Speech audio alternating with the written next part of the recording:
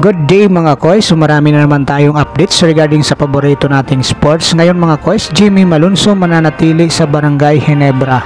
At itong si Justin Brownlee ay papatayuan di umano ng isang estatwa. At itong POC hinanapan naman ng PEC ng 10 milyong budget sa mga atleta na hindi pa daw ito naliliquidate. Ito mga koys sa pag-uusapan natin sa video natin ito. Pero kung bago ka pa lang sa aking munting YouTube channel, baka pwede mo namang i-likes and subscribe. So ito nga mga koys, nag-react na nga itong si Justin Brownlee regarding dito sa balita na papatayuan nga daw siya ng isang estatwa.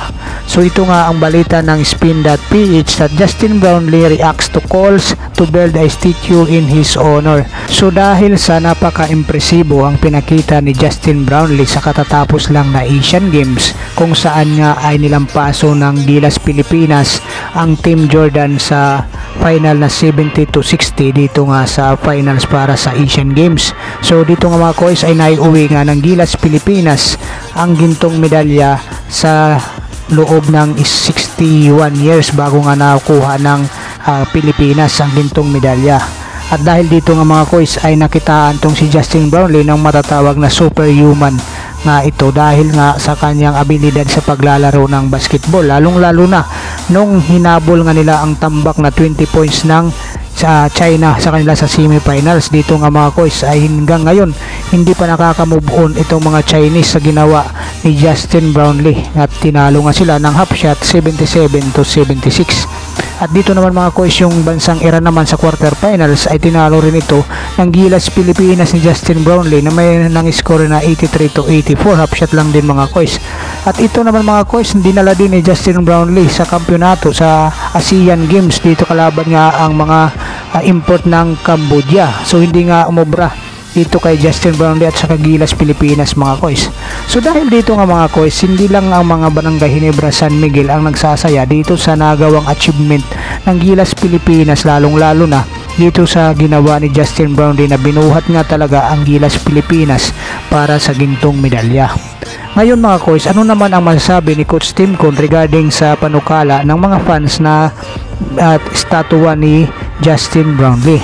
So ayon naman kay Coach Tim Con sa balita nga ng Spin.ph, dahil sa Superman effort na nagawa ni Justin Brownlee ay sa tingin nga naman niya worthy naman ito na gawan siya ng sarili niyang statue bilang honor sa kanya.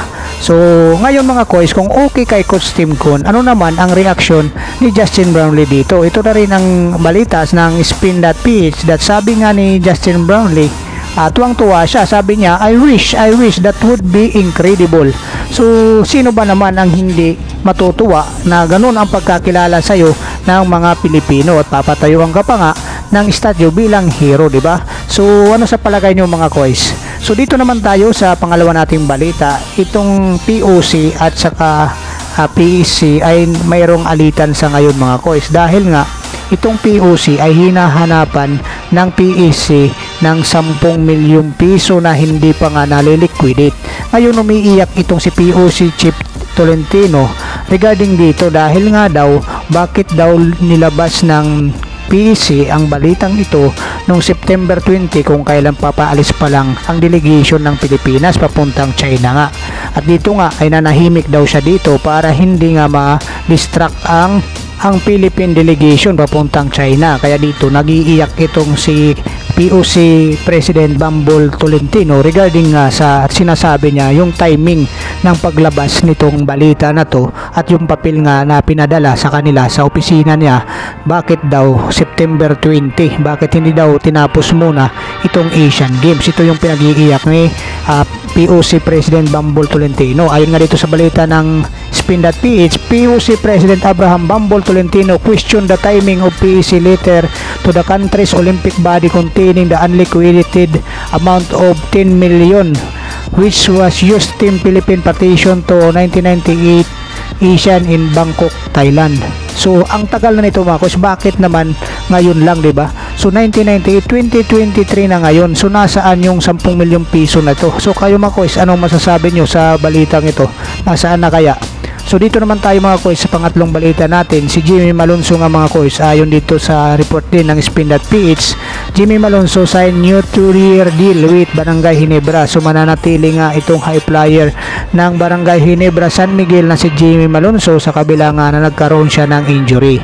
Ayon nga dito sa balita ng Spin.ph, the high flying Phil-Am forward just renew his contract with Barangay Ginebra, receiving a new 2-year deal from the PBA most popular ball club. Ito nga mga koys ang Barangay Ginebra San Miguel.